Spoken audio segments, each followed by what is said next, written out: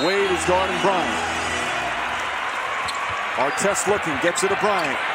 Bryant dribbling, has to put it up with the buzzer. Banks it in! He banks in the three! And the Lakers win the game!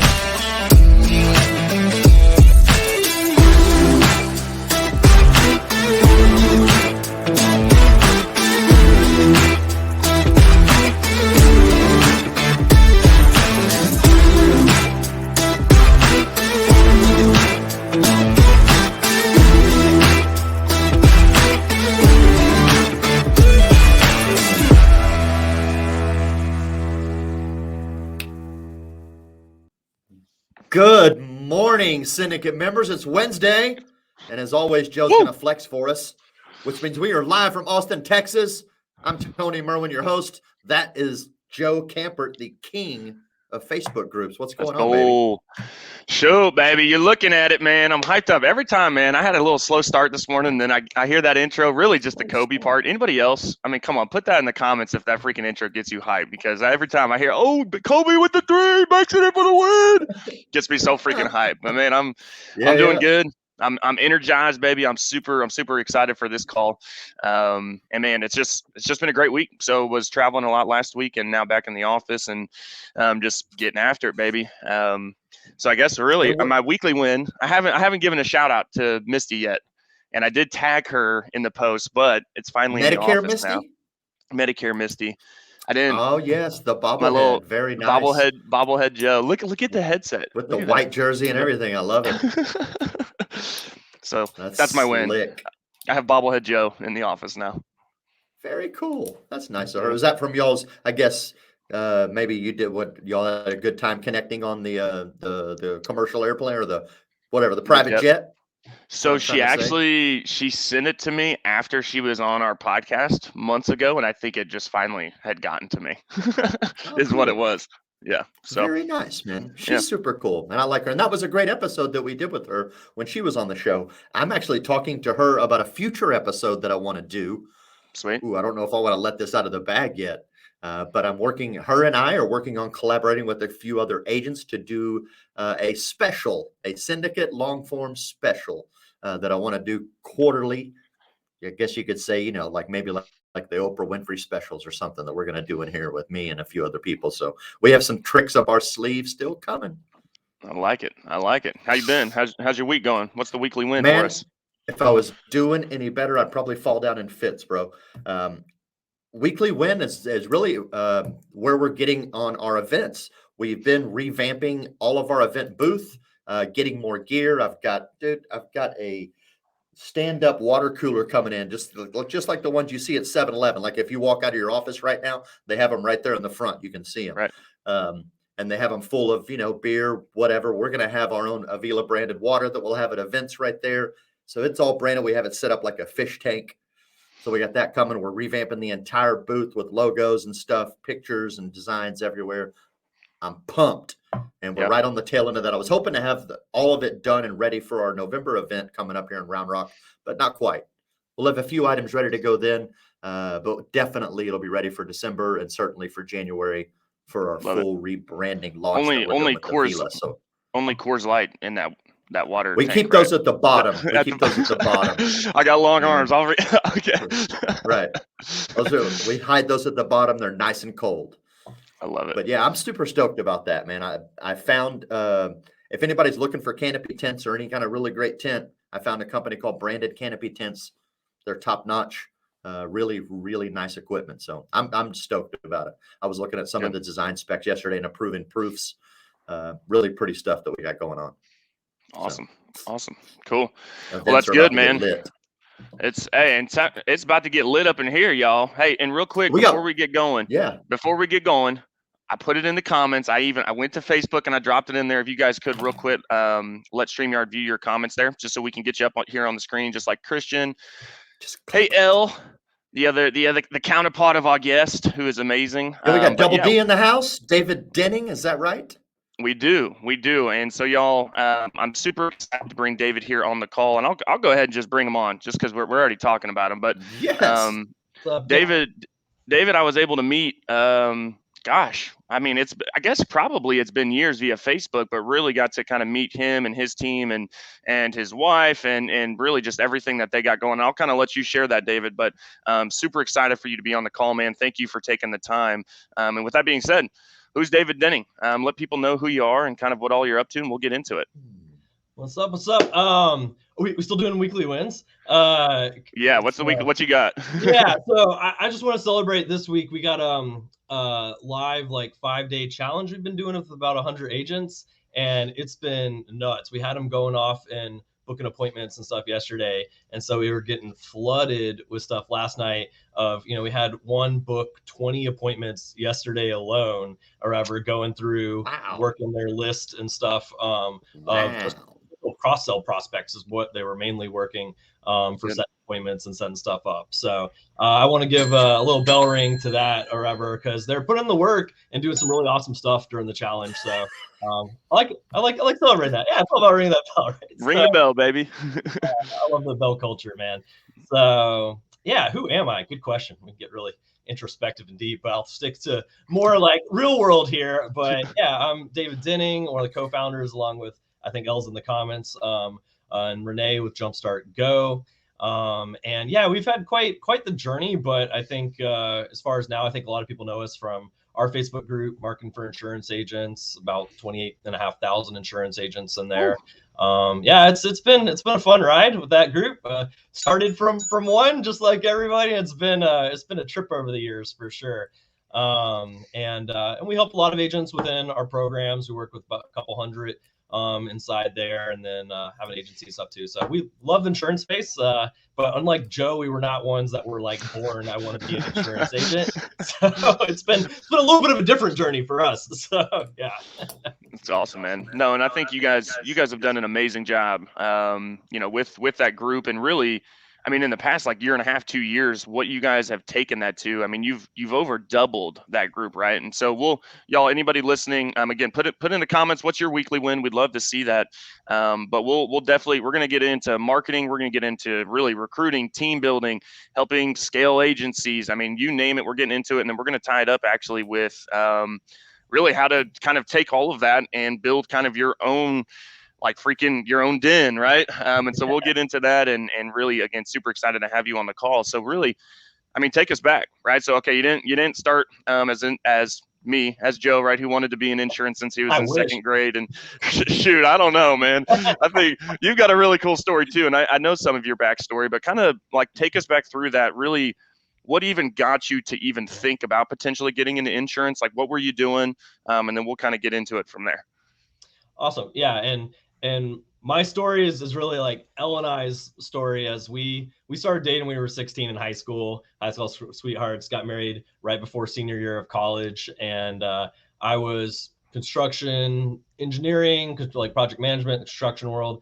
And she actually had a degree for interior design and worked for an architectural firm. And that's a whole story of itself. Like getting told you don't have a job on the honeymoon, and then senior year of college and all that sort of stuff. Anyways, we sold storm roofing for a while. That was super not fun. That was actually the first intro to sales. Was hey, no training, nothing, just like, hey, drive around these neighborhoods hit by hail and go knock on some doors and tell them you want to climb up on the roof and not die and inspect it, and insurance companies will replace it. And P&C companies love those people, right? Yeah. So yeah, that was not fun. That was not the best intro to sales. I do not recommend that's how people start sales, but yeah, that kind of led to a lot of other skill sets and stuff, because we did marketing and graphics and website and different stuff for them that kind of eventually led to other stuff. But with that, I was working for an international construction engineering company doing project management. I had a big passion and loved travel, living in different places, studied in Paris for a while and stuff. And so they had the opportunity to work in South Africa. So Elle and I both pieced out and left and went to South Africa for 2 years that we lived there. Wow. And it was a trip. I mean, absolutely love South Africa. Probably one of my favorite places on earth. Cape Town's amazing. We've helped plan people's honeymoons there. It's fantastic. It was good times. Yeah, cold door knocking was fun times. No, definitely not. But You were cold door knocking in South Africa? No, that is why I love South Africa. That is not a good idea. So, Okay. cold knocking in the U.S. can be enough of a situation, but in South Africa that would be bad news bears for sure. Yeah, so in South Africa, we were building like one of the world's largest power plants. We had, I want to say it was either 15 or 17,000 people a day working on this project. Wow. It was gigantic. Dang. And so the project itself was a mess and it was awful, but South Africa was amazing and we loved living there. And Elle, because she couldn't work on a spousal visa there, was still doing project work for people back in the US on websites, graphics, and stuff like that too. And so when they were moving us back after 2 years, we were like, hey, we kind of want to keep traveling, living where we want. We want to run something that's our own. And so we started up our first business, Jumpanzee, which we still have today, doing website graphics, marketing for small businesses and startups. And I kind of did a year, wrapped up with that company, which eventually we were Raleigh, North Carolina for a while, loved there. And then eventually moved down to Florida where we live now.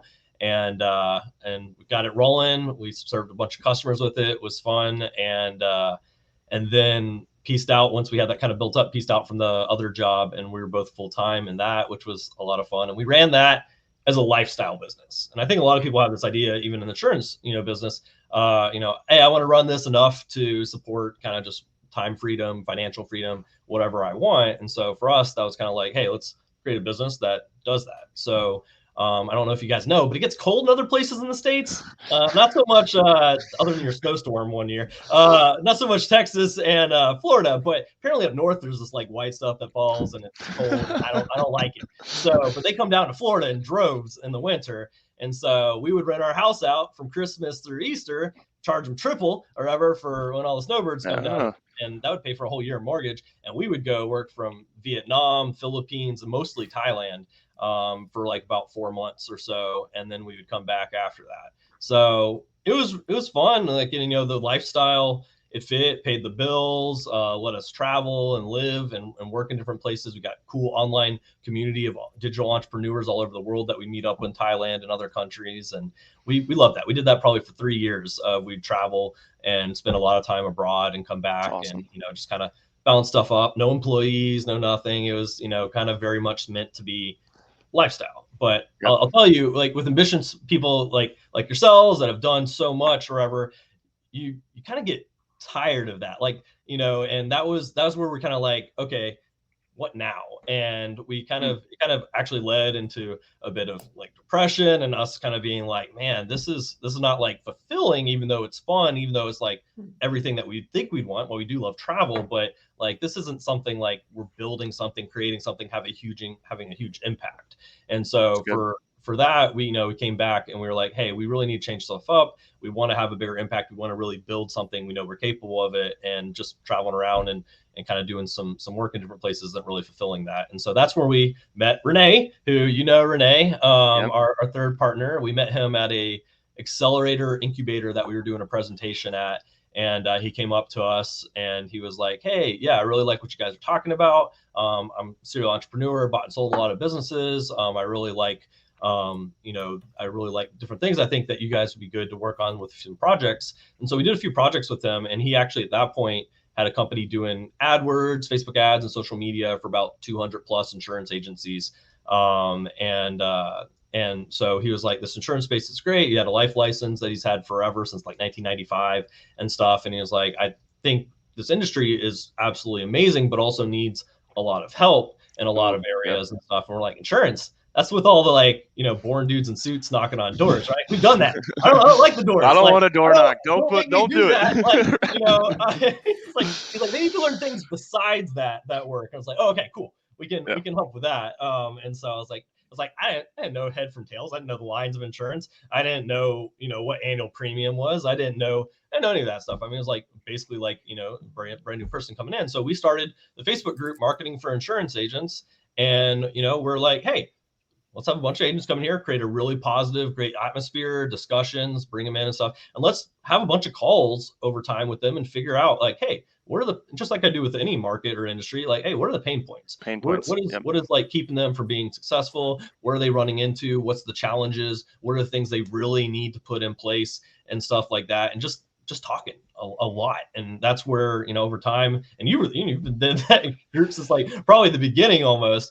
And, we started off, and just like any group, the, first couple hundred, first 1,000 or whatever is the challenge in getting them in, getting them talking, getting them active. And then it just kind of took off from there. And eventually, it led to a whole bunch of other things. But that's how we ended up in the insurance world. And that's a Facebook group. Hey, I told y'all there's a group for everything, man. And you never know what it'll do. It was funny. This guy, Chase McAllister, he posted in this other life insurance agents Facebook group. It's like, what's the worst advice somebody ever gave you? And for me, I put in there is like, hey, you need to not spend as much time in these Facebook groups. Hey, I'm telling y'all, these Facebook groups are where it's at. So let's kind of stay there, because I think that's been kind of a hot topic that I've been seeing really even more just within Syndicate, but then in a lot of the other groups. What group should I be starting? Like, so maybe let's kind of stay there and like, what are maybe a couple pieces, whether it's actually the creation of the group and maybe the tools you're using to create the content, or like the streaming. I know you guys use it different than StreamYard, but what would maybe be like 2 to 3 things that, hey, this is what I would tell y'all when you're thinking about starting a group. This is what I would do to kick it off. Because I know like a lot of people are even just kind of like, I don't need, like, what group should I even start, right? Like they're kind of even just that foundation of like, I don't even know what to call the thing. Maybe kind of go through that with like, what was Marketing for Insurance Agents and all kind of the back end of that.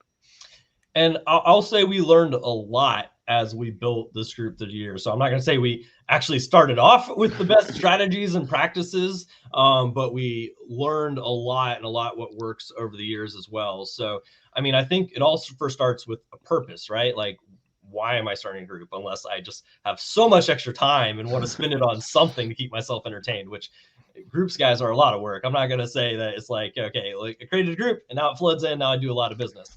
And, anybody like Joe, Donald, who's done some awesome stuff there, can tell you like it takes work, but it's rewarding. So having the purpose, like, is this something for my clients? Is this something for prospecting? Is this something for my agents? Like, what is the purpose of the group? I mean, you kind of got to know that in order to build it. You got to know the goal, right? And so once you know that, I think being very specific is very helpful. And we didn't know this at the time. I think I'd like to take credit for this, but in reality, it was just kind of like hey, that makes sense. Why not? We didn't realize how beneficial it would be. Is naming the group Marketing for Insurance Agents.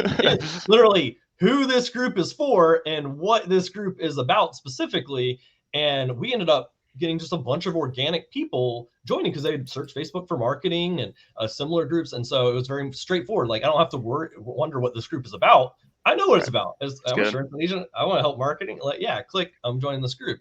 And so that was actually a really accidentally good decision that worked out pretty well with starting the group. And so keeping stuff simple. Like, I love when stuff can be clear. I've always take like clarity and clear over clever. So I think that's a big component too. But I think one of the biggest things, especially as Facebook relies so much on engagement, activity, and rewards that so much, and it essentially punishes no engagement, no activity a lot, is I think the easiest way for a part of that is, one, having new people come in, but creating a community atmosphere, right? The more people feel like a part of something and feel like they're connected and that they can participate, and their participation is not getting like, if they ask a question, that they're not being like, that's a dumb question, scream that negative type stuff. We're like, okay, I'm never asking questions again, and stuff like that. Creating a really awesome community.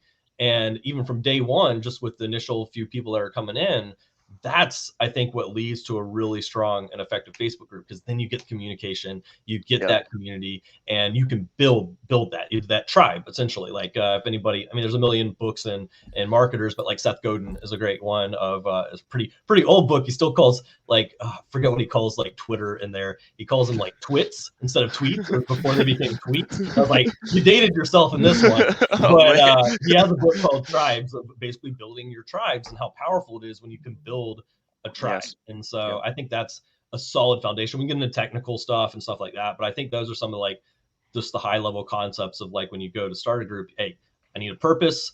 I want clear over clever, and I'm going to build a tribe, a community here if I really want this to be, successful. Ooh, this is good. So do you think creating that group is almost kind of what propelled you into more so mentorship and coaching now, versus, hey, like we're just doing a group to help agents and find pain points? Do you think the management and how kind of learning all the ins and outs of like running that group and creating a tribe within the group, do you think that directly impacted when you guys did start Closers Clique and everything else that you guys have going with Jumpstart Go?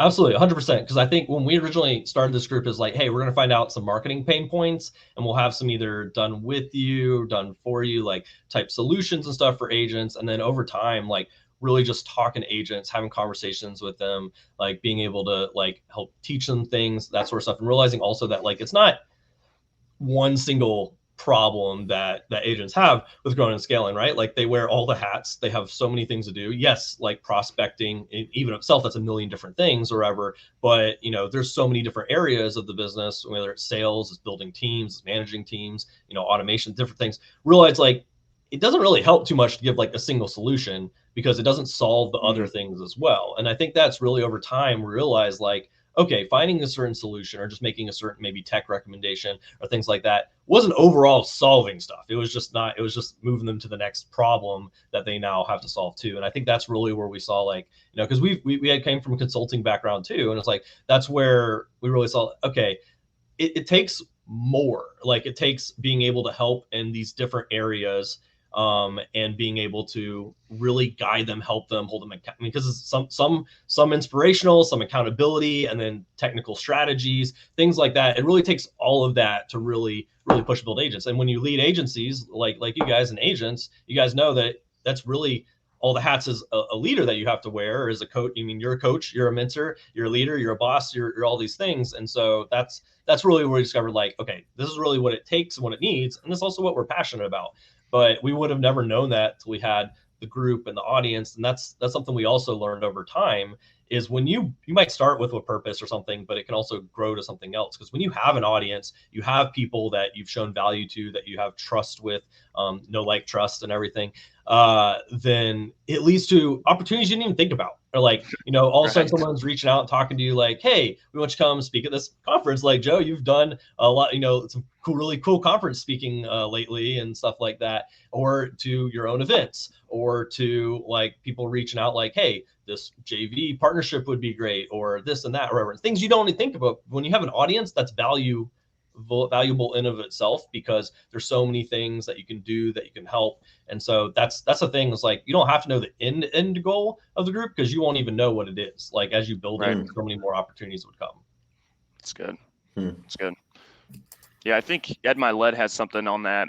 He talked about it at 8%, which we were all at 8%. Where he was talking about how people don't start things, or how they don't choose to do things because they feel as though they're disqualified, but their disqualification is actually what makes them the most qualified. And like, so again, when it comes to like starting a group or whatever, it's like, well, but I don't know all the ins and outs of insurance. So I'm just going to hold off until I know everything. And it's actually, a fresh set of eyes, a fresh parent, like that could have actually been refreshing and been the reason as to why you should start a group, right?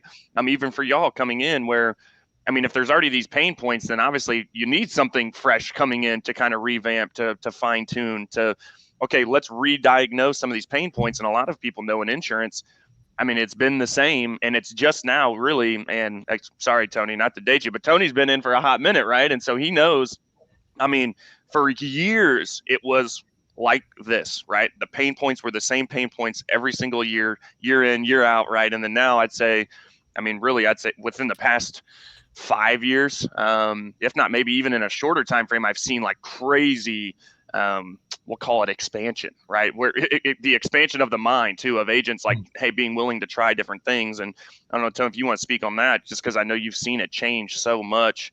But again, having that kind of that fresh set, that fresh expertise almost, I think is really valuable for sure. Agreed. Certainly the industry's evolved at an incredibly rapid rate, and it's only going to continue to evolve at a more rapid rate because, right, anytime it's that growth with technology and learning and the way things change, it's an extremely accelerated exponential curve, right? And the more we improve and evolve, the more we can evolve even faster. But yeah, it's nuts and I would say 10 years ago is when it started in the Medicare space, gently with the first e-application. And then people started to see that, hey, now I can start writing business by phone. And that little bit, after a few years, started attracting younger people to the business. And as those younger minds came in, those fresh perspectives have come in.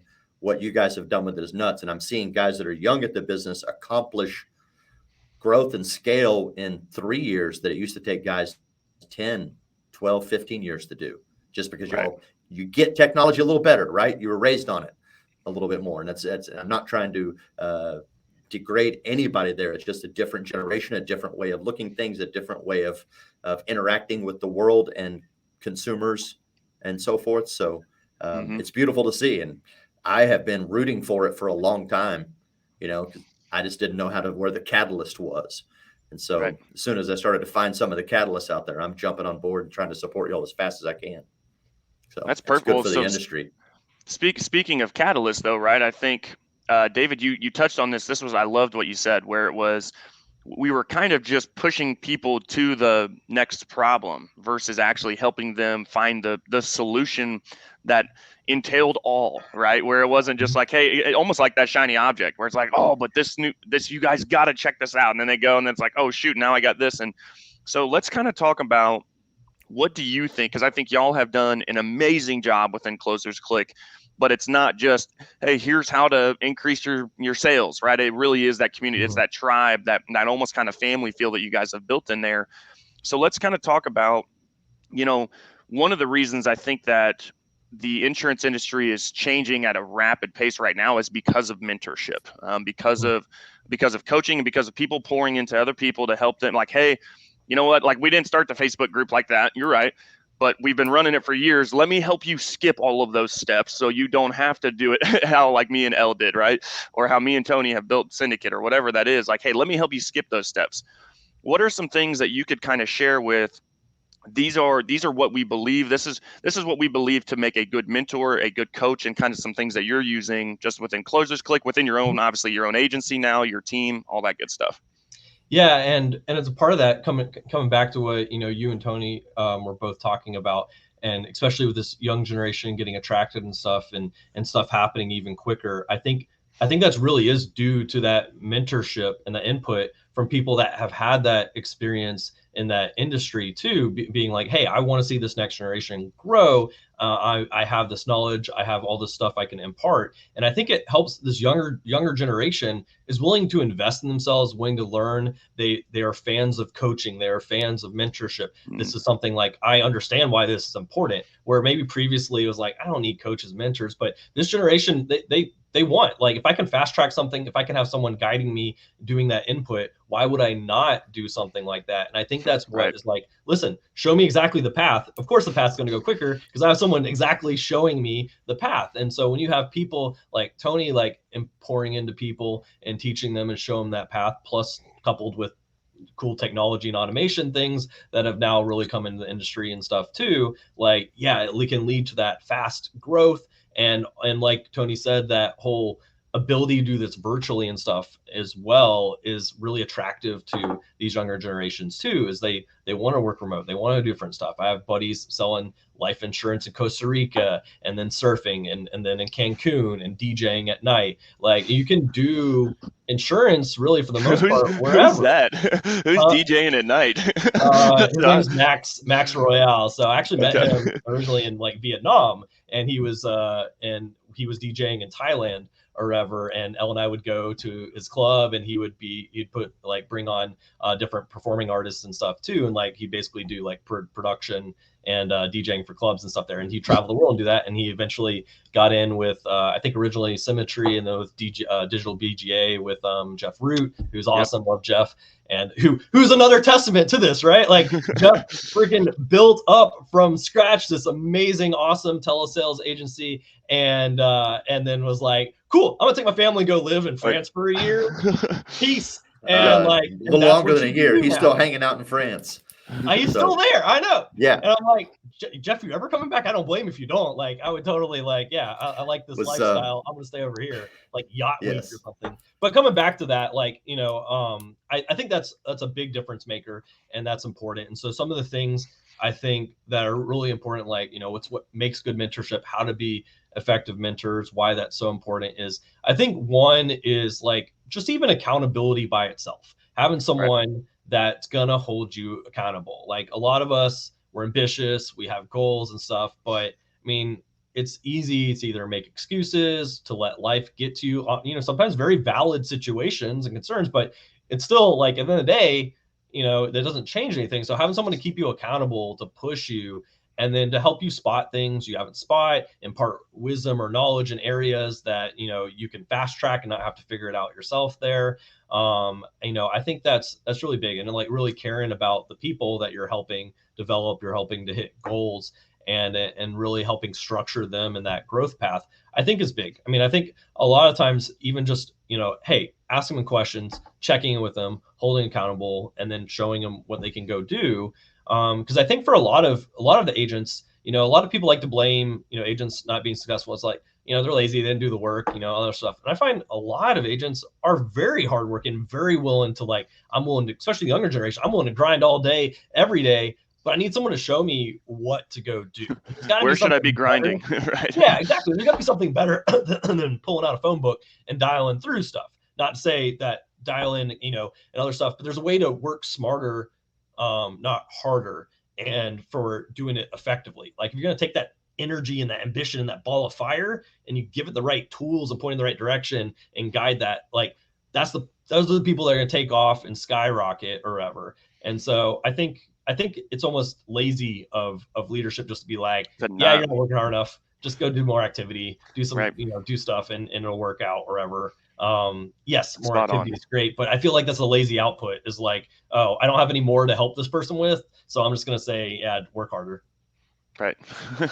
That's good, man. I think, and it goes back to literally, I mean, probably the main reason that I had, like, one of the main reasons that I had joined Closers Clique when I first did was because I had all these, which anybody knows Joe, right? I've always got like 30 freaking irons in the fire, right? So it's like, I've always got irons in the fire, but it was, okay, but are you just leaving them in there? Or are you ever doing anything with them, right? And so, like, that accountability piece, and it was the week, like, so we talk about this, like, with House of Dreams. And so when we do House of Dreams, we really talk about, hey, look, we need to be talking about this more than just once a year, right? Or maybe when we started Redwood and that was it. That's what we founded Redwood on, and then we never talk about House of Dreams again, because the house changes, right? The irons in the fire get taken out, and then there's more that gets put back in. But if you don't have anybody actually checking in on you, this was the big part. And seriously, shout out Closers Clique, because you guys did a lot for us. It was the weekly accountability. How many people go where it's like at the end of the month, you're mad at your agent because they didn't produce, and it's like, well, you didn't check in on them all month, right? It's like the last day of the month, you're like, where's your numbers? And it's like, well, if you had addressed it 3 weeks ago, you could have found out that it was this, or this, right? So I love that. I think that's and the whole leader perspective, it is. How many people just give up because it's on them. It's an excuse for them to not have to devote that time or energy. So it's really good. And I think with accountability too, like, it's doing accountability right. Like, accountability isn't like, did you get this stuff done? Shame. You didn't get it done. Like, to work, be better. Like, that's not accountability. Like, yes, holding people, responsible, finding out why they didn't happen, like pushing them a bit. But the other thing is like, and Joe knows this from TCC, is celebrating the wins, right? Like part of accountability is the flip side and celebrating those successes, those wins. What did they put into place? What did they push past this week? What referrals, what sales did they make? What did they accomplish? Celebrating those things. Because especially on the agent side too, especially when they're really ambitious, even if they are being successful, it's immediately switching to another goal, never taking time to celebrate. And they set ambitious goals. And then if they don't hit that goal, it's like, I didn't make it, I failed, this is awful, and give a negative headspace. Like, dude, look what you just did. Like, why are you not taking time to celebrate these wins as you go? And that's such a key part of like TCC and all our programs and in agency as well, is celebrating those wins. If someone's making their first sale, like I'm recording a video, I'm ringing the bell, I'm celebrating them, I'm letting the whole like group of agents know, and that sort of stuff forever. And like, yeah, and you think they're going to go write some more business and do some more stuff? Absolutely. They're going to be on fire. Like, I can do this, I'm rock this, versus cool, you did a sale, do 5 more, or whatever. Like, okay, yeah, that's not great leadership or whatever. That's not great, like inspiring and really showing agents like what they're capable of. So I think that's a big thing too, is like, if you're going to do the accountability, you're going to lead, you got to do it right, and help them also, celebrate in their right way and recognize their own wins. Because I feel like agents are very guilty of just like, okay, on to the next thing. And then they eventually they don't hit a goal. And then they're like, oh man, I failed. Right. 100%, I've definitely man. You got to reinforce that. You got to reinforce that success, especially in the short term when they're a baby, right? And they're still in the nest with you. You have to make sure you reinforce that, because you want them to feel how good that is, that excitement, know what they're accomplishing, and you want them to go after it again and again. You almost want to have them addicted to that sensation, that euphoric sensation of closing sales or succeeding or hitting their goals, hitting their targets on a regular basis, and then expanding their target bigger and bigger, so that always is a challenge for them.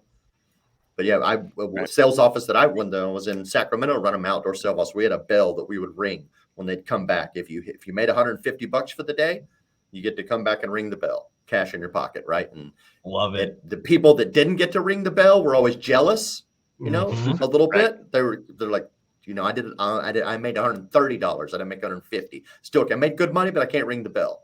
Well, the next day they're going to go work a little harder, because they, so it creates a great competition. That's team-oriented and not adversarial, but then also, again, obviously encourages them to continue to go after that short-term target.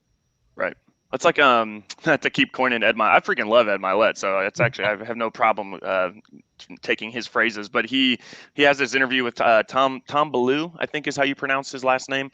Impact Theory, amazing guys. If you haven't checked out any of those interviews, go check them out there on YouTube. But I watch a lot of them, and Milet talks about like, when he's like eating the steak, where like some people like, they take that bite and they're like, oh, and he's like, no, like he keeps wanting that next bite, that next piece of steak, right? That next, going from here to the tomahawk, to the Wagyu, or whatever it is. Right.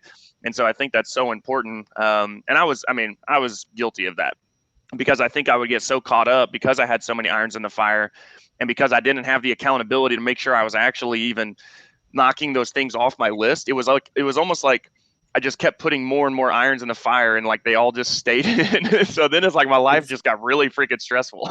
It's a much harder thing to do when you have to be accountable to yourself, right? There's no one else there to go, hey, cool, you made your first sale, or you did this, let's go ring the bell, right? Or let's go get your bonus check or whatever. When it's just you by yourself, right? And you're really your own boss, which is a horrible space to be in, according to my dad, because he said when you're your own boss, you have a jerk for a boss and an idiot for an employee. But when you're accountable to yourself that way, right, it's really hard to do that and reward yourself in that fashion. You're like, cool, I made a sale. Maybe it's a fist pump and you feel good. You go get a drink of water, and then you go back, and hopefully you're back on the phone again, trying to get the next one. Right. But, definitely hard to do by yourself. So then I guess and if anybody is feeling like that, like what just Tony said, or if you're feeling like you're on an island, David, I did want to give you a couple minutes before we kind of transition into the next segment there, just to kind of highlight Closers Clique, and that if you're feeling like you're on an island, obviously we've been sitting here talking about it, but if you wanted to maybe do some high level overview with that, and then how people could touch base with you to potentially sign up or anything. Yeah, sure. Like I said, everybody's welcome. The Marketing for Insurance Agents free group. We got weekly training, really cool stuff in there. And, that's really where we like to show who we are and value to people. So they, know us, they trust us before we even ever ask them, potentially if our programs are a fit. And so the first one that we have is the Closers Clique, and that's the one I think Joe is like the very first person in there. I was the first. Whatever, yeah, the OG Closer Cliques, yeah. And with that, we've worked with probably about 250 insurance agents and agency owners in there, and that program's really focused comprehensively on helping them grow and scale their sales, their business, and production is really what that one's focused on: organic social, strategic referral partners, automation, sales, and everything with a very community focused environment, coaching, accountability, a lot of the stuff that's really necessary. And we've really structured that for a 4-month program for people to come in, focus on that. We have a couple other programs. We have Legends. It's more for like agency owners growing and scaling their businesses up. And that's actually where we first met David Price, was working with us in there. We've consulting with him on a lot of stuff there. And that's kind of eventually led into the agency too. But that's for more recruiting, hiring, onboarding systems, like helping them grow and scale the agency as a whole versus just production. And then actually we just started Producers Academy, which is is a 3-month sales intensive production program for agency owners to put their producers in to help them at least double or triple production as a part of that one. That one's been fire, really awesome feedback. Like David's actually put some of his top producers in there of them putting their teams in now too. So it's been really cool. So those are our programs we work with people with. If anybody is interested in talking with us about that at all, or just even some resources, we're happy to send you guys some trainings and things that we have. Feel free to shoot me a direct message. I'm easy to find on Facebook, and I do read all my Facebook messages, even the spam ones. So yeah. You need any leads, bro? Yeah, I know, right? Yeah. So feel free, shoot me a message, or if you join Marketing for Insurance Agents, any of myself and team is always around. We got some really awesome community advisors as well to reach out. Like Joe knows Kelly Spees, who's absolutely freaking awesome, and was actually originally part of the OG group with Joe as well. So we love working with agents. We love helping, even if it is just point them in the right direction, or some trainings and stuff we have. We just love talking with people, and if we're a solution, we love to have that conversation. And then we did in the last month or two launch our agency on the final expense side. What was that? Was it it had to have been, man, I'm helping all these agents make a shit ton of money, dude. I want some. You guys obviously are really good at helping agents make money. Yeah, so there is a the income potential and all that sort of stuff from there, but it was also like, I love helping people and everything within the programs, but I think you can even have a more direct impact when it's actually your agency. You're really seeing them day to day. You're able to really help grow and scale their own businesses and teach them to be, because that's the thing, is teaching agents on how to put stuff in place and hold them accountable and helping them feel good about success and doing all that. But if you can teach them to do that with others and then them be leaders as well, like I think that's even more rewarding. And so so that's part of what led to that. And also, we have obviously a lot of people that want to work with us, and they can still work, if they already have stuff they're doing, they can still do that and also work with us. We're not captive or anything like that.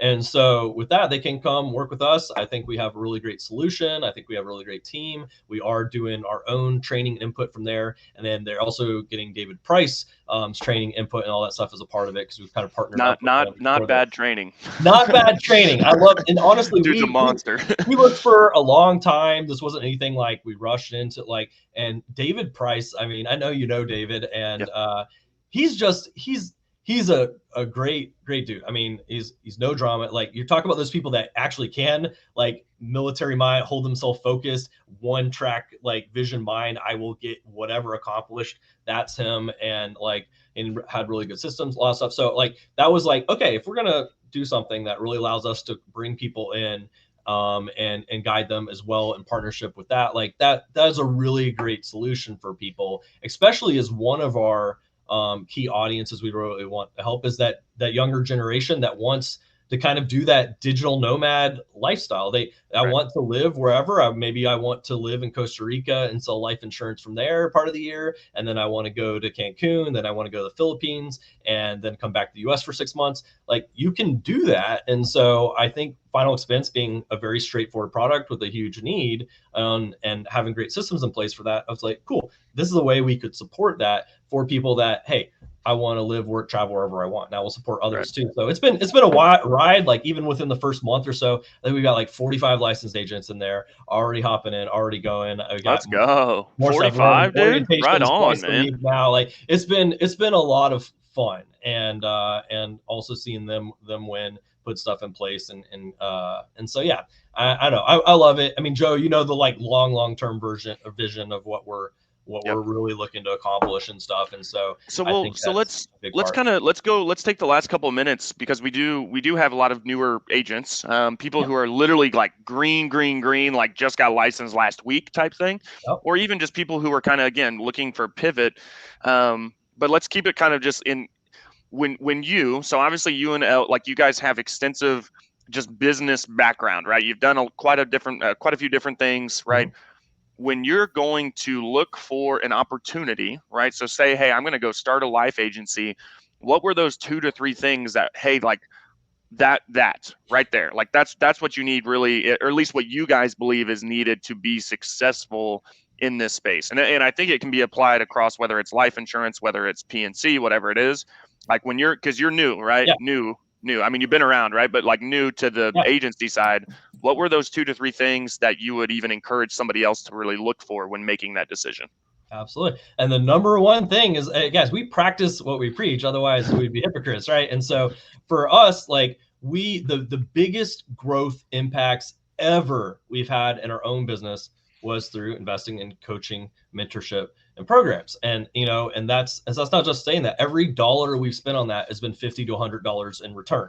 And we have spent hundreds of thousands over the years in different stuff, but that's returned millions. And so we've done just a couple million through social media alone. And that was through programs. It would take us forever to figure that out ourselves if we had figured that out. I mean, I think one day, but it would take them forever.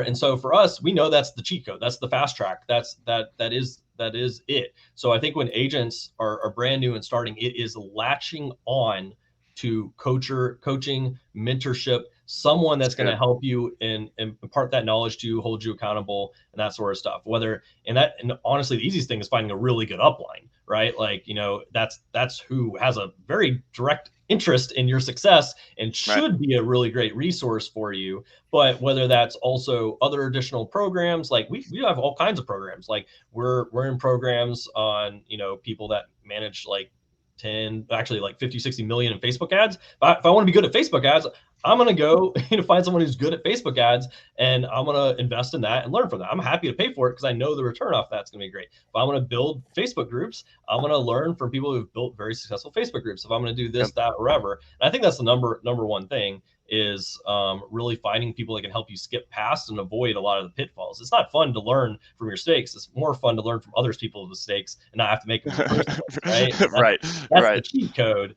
And so I think that's probably the biggest thing. The second thing is have a plan, like, have those goals, those actions that you're going to take, and write them down for the week and for the day. And like, that's what I'm going to accomplish. I think too many people is like, okay, I'll kind of do whatever today, or, I'll kind of do this and that. And I gotta balance this with, picking up the kids, all this sort of stuff. There's no plan of action. Like here's my goal for the day. What I'm going to do, I'm going to set 10 appointments. I'm going to work through this stuff and I'm going to make 10 appointments or whatever. Okay. And here's my goal. Here's what I'm doing. And I think if you don't have goals, you can't hit them. Right. And if you don't know where you're going, you're not going to get there. And so I think that's a big factor.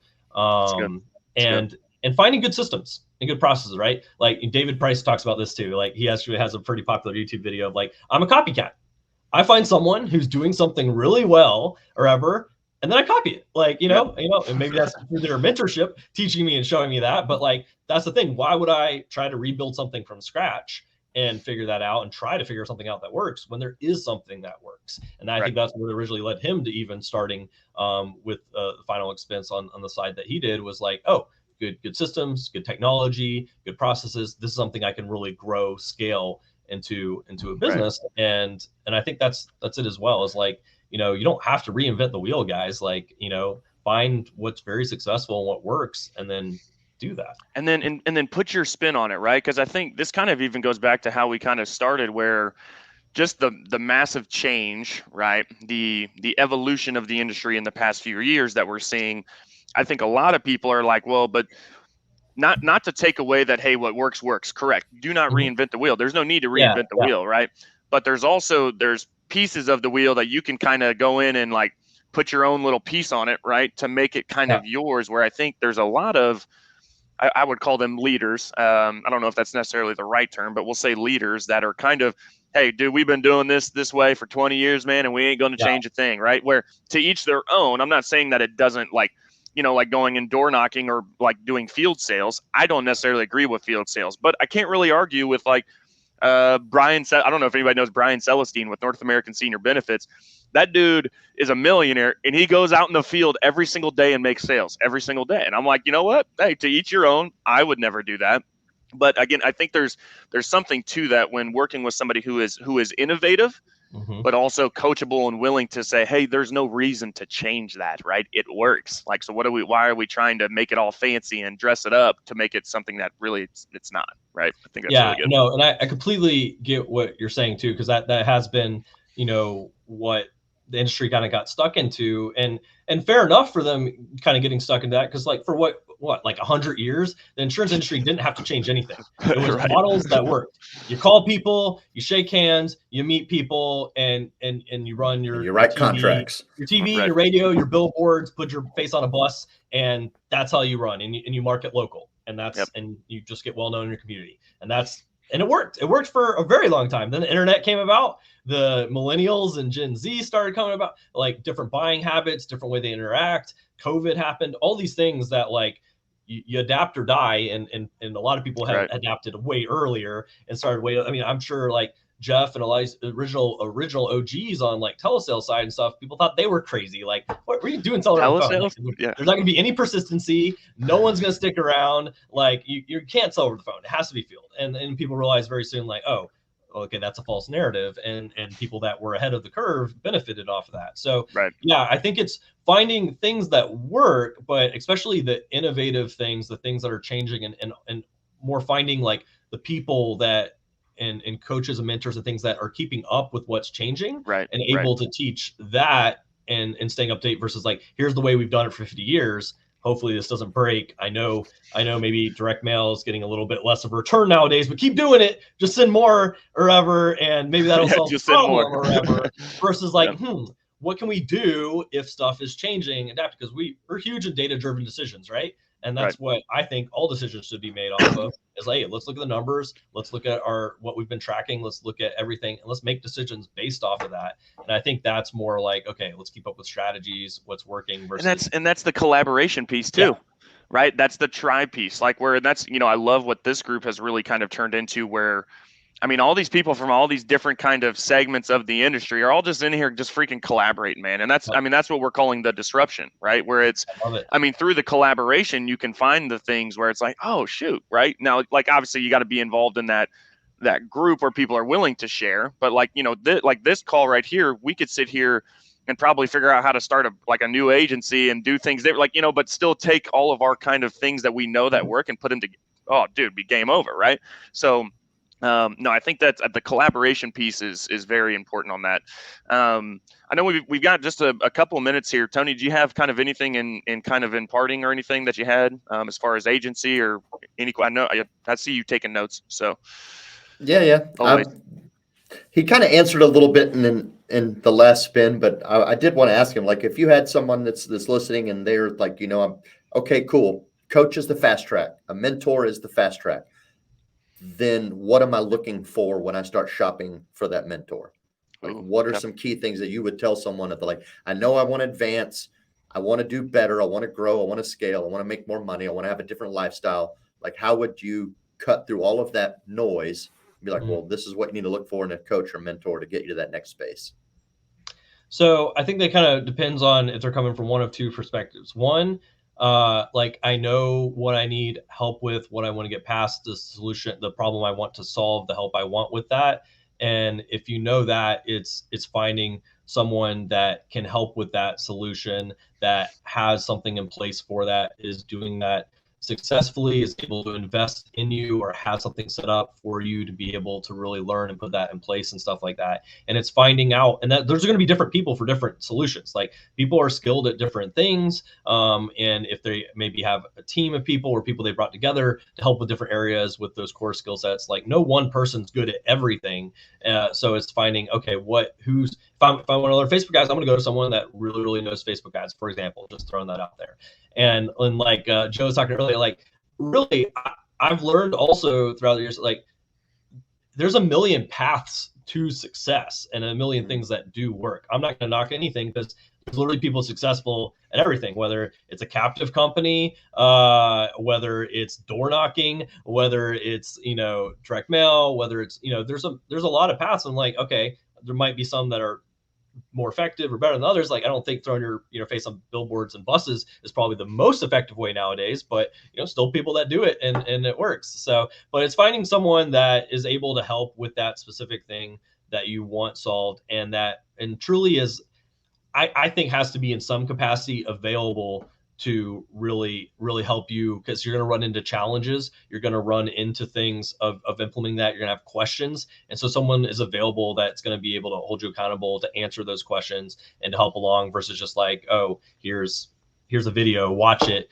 And that should help you solve all your problems. Like it that really doesn't on a large scale. It has to have a little bit of the personal side to it, or at least solutions for helping answer those questions, challenges. If you get stuck, you got to have someone help you get unstuck. Right. And then I think the other side of is coming of like, I don't know what I need, right? Like, It's like, I don't know what area to solve. I'm brand new. Like, and I think that is then finding, okay, who has really helped people? What free resources can I consume? And I think that is checking out, okay, what can I go consume? Because there's so much great information out there that is free, that is a lot of people pouring in from the syndicate, or like we're doing a marketing for insurance agents. A lot of these people that are like, hey, I'm happy to talk about a lot of these things and give you stuff. But I also know, like, for executing a lot of things, especially at higher levels and quickly, like it does take diving in a lot more on this and helping you put this stuff in place and solving those things. But honestly, I would start off there. If you really don't know, that's why people consume and follow like Ed Milet and Cody Aston and a lot of these like leaders and stuff, is because there's a lot of great stuff they can learn as a base and start putting in place. And then now it's like, okay, now I'm really looking to get, with some coaches, mentors to help me really dive and take me to the next level. Now that I've got the base knowledge or stuff in place, that now I can build off of this. Because if it's day one, it's like, okay, I need to learn everything. I need to learn my products. I need to learn what is social media. Cool. That stuff is available. Like, you got carrier trainings, you got a ton of people to teach you some basics of social media, things like that. That's great. Go get that and get that. And now I'm ready to build and scale. Okay, now who can help me really do that? And who is doing that? Who is like willing to be responsive and help? I think that starts with the freestyle. Like even like within like our group, we make it a point that connect with members, answer questions, point them in the right direction, give them resources and trainings. Like, oh, you're looking at their social media, here's some trainings that we've done on that. Let me send that over to you, or ever, and stuff like that. If they're willing to do that at that level, then what more are they willing to do at a level where you're actually investing in programs or investing in like coaching, training, mentorship with them? The same with an upline. If they're like, hey, I'm interested, I have some questions. Hey, you're not part of my upline, so peace, get out of here. Like, okay, how helpful are they going to be in their upline even then? Like, hey, you didn't do 10,000 this week. Yeah, don't ask questions till you at least do 10,000. Like, they're going to be the same way on the inside too. And so I think that's showing who you are on, from the very beginning. Right. Yeah. Right. What do you think is the biggest challenge that agents face in this modern world of insurance?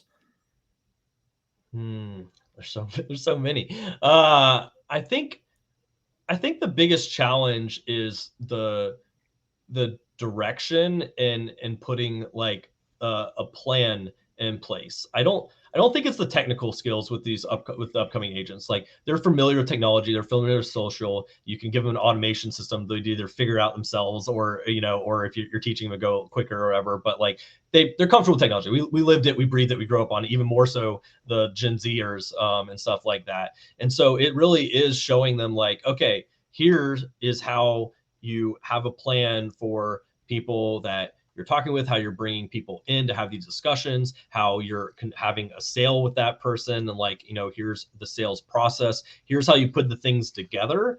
And I think that leadership and mentorship, I think, is the biggest real challenge for them, because a lot of the Gen Z millennials I know are willing to work really hard. They're really independent. They're very into this entrepreneurial lifestyle. They do not want to do the corporate style. That there's no interest to them. The cubicles are worst nightmare. And it is like, okay, someone show me the path.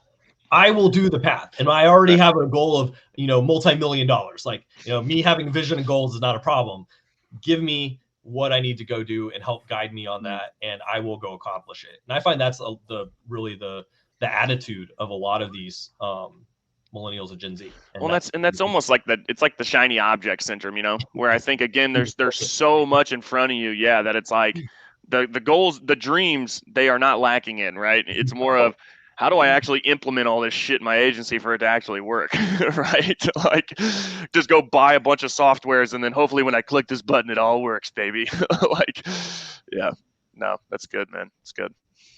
I mean, it's interesting. You talk to someone like maybe from a little bit older, you know, what were your goals? Like, hey, I want to do a business, have enough to, you know, provide for my family, have a family, you know, work successfully, retire, and then, you know, live out, you know, my years with my grandkids forever and stuff. And those great goals is amazing life forever. And now you talk to millennial Gen Z, what do you want to do? I want to solve climate change while building a multi-billion-dollar empire, and then I want to sell that, and then I want to buy some islands. I kind of want to do the Richard Branson thing. Okay, that's a small goal. Yeah, you know, you need to dream bigger, dude. Like, you need to really look beyond. That's good. Great, man. Man, it's been a pleasure having you on. Thank you so much for joining us, David. This has been fantastic. Thank you, guys. What's next on your horizon? You alluded to something earlier. I did. What did I? I think he was alluding to the den. I think he was alluding to his agency. Yeah. Sorry, I mentioned it earlier, so I think cat's out of the bag. But I think that's really a big focus of ours right now, is the Den Insurance Group, and really helping agents really be successful and grow their own agencies as well on that final expense side.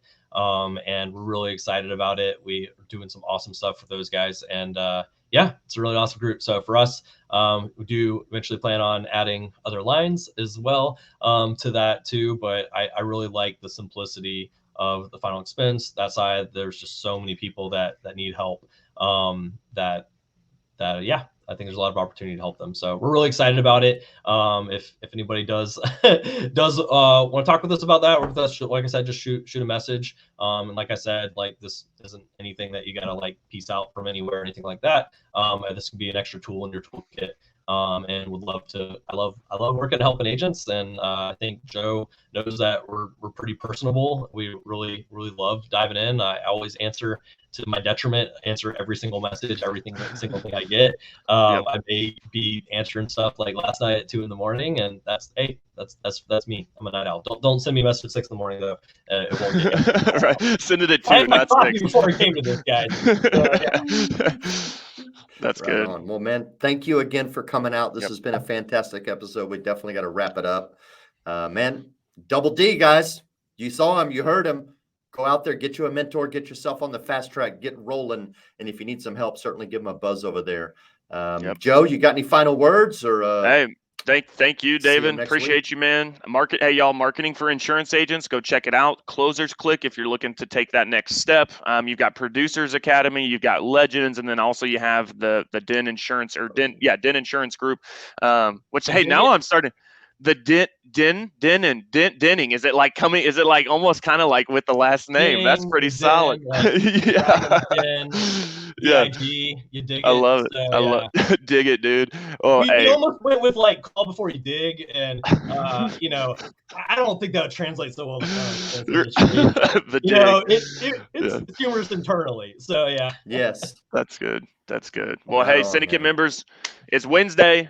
Right? The week ain't over. It's the peak of the week. So get out there. Like Tony said, like David said, go find a mentor, go level up, right? Invest in yourself, keep up the energy, keep up the momentum, and then don't forget to ring the bell.